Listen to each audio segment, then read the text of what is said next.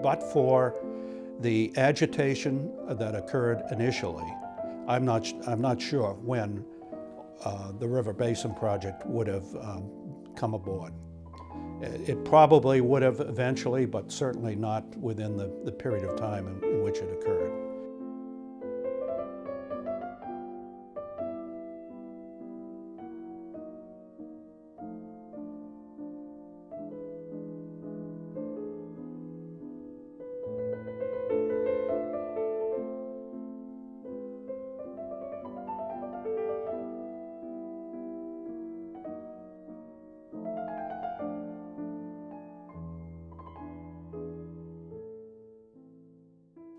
What we have is like 60 miles of main interceptor line, and then you have the towns and cities that pump or gravity feed into our main interceptor.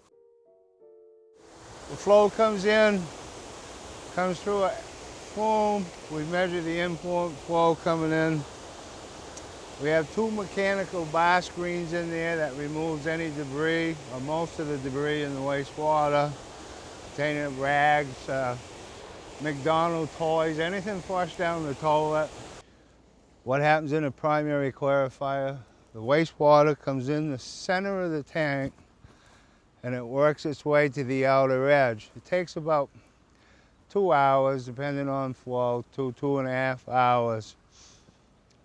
What happens in this tank is roughly 60% of the settable solids settle out to the floor. These are the aeration tanks. This is where everything takes place after the primary treatment. It comes from the primary clarifier, comes through a splitter box, comes into the first bay over here, works its way through to the second bay, and then through to the third bay and out.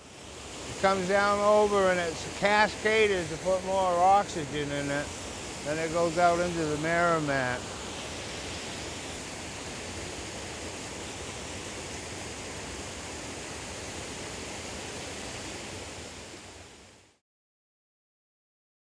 There is always a new problem that nobody has thought about that has to be addressed.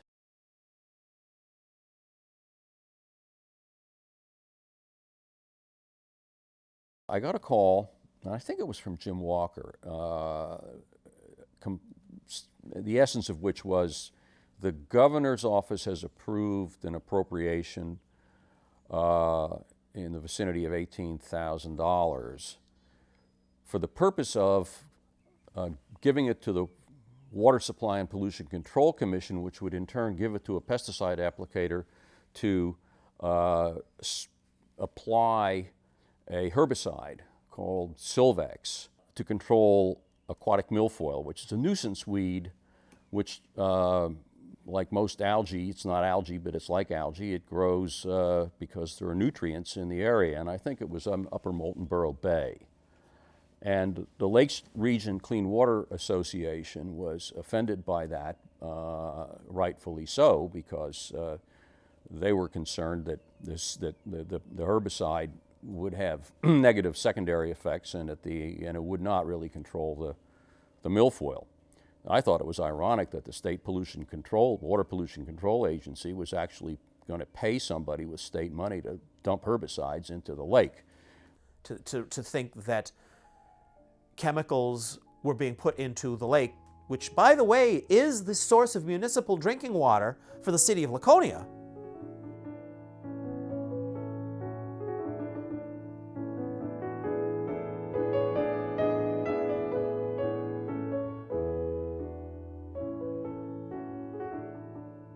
There seemed to have been a moment of realization at the Water Supply and Pollution Control Commission that maybe we shouldn't be doing this.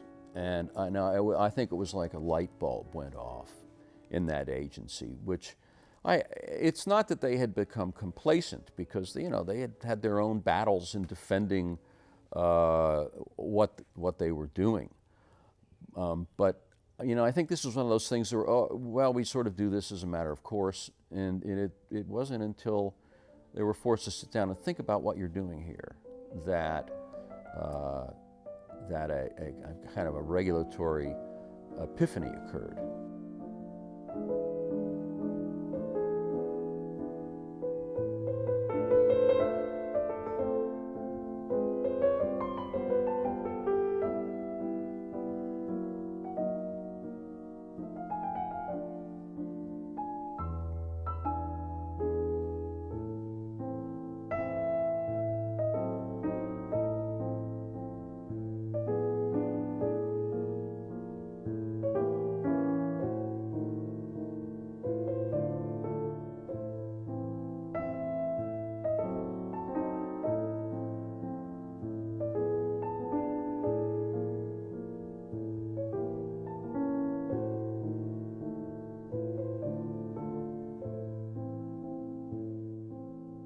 You have to look at this in an historical context. The Lakes Region Clean Water Association was functioning initially at a very early period in the evolution of water pollution control regulation. And because of their activity during that formative time period, they no doubt had an impact on the establishment of and the scope of regulation of sources of pollution, and also on the allocation of money to solve municipal problems.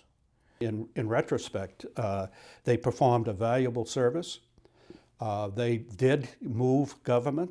They were instrumental in, number one, bringing the problem to the forefront, and then eventually being part of the solution. All levels of government have a role, but so does the citizen.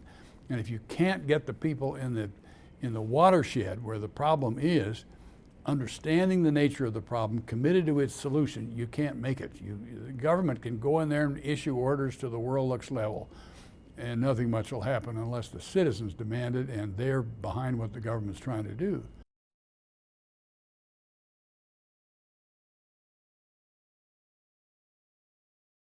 If you're having a bad day at home and everything is just bad, and you come up here for an hour and you come out in the lake and you just washes everything away. Just as clean as the lake is, you just wash it away.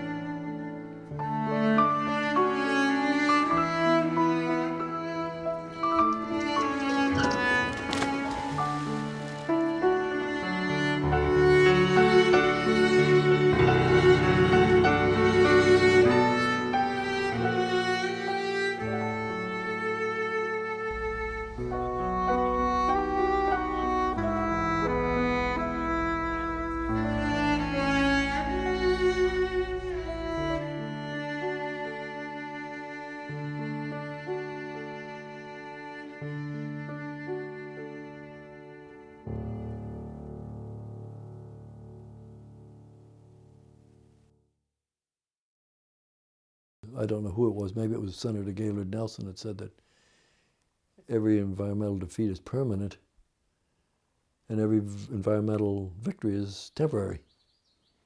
And that's basically it. I mean, you just know that you've won today, but tomorrow it could go away, and a change of administrations, change of governors, everything you've worked for goes away. So I guess eternal vigilance is the price of environmental protection.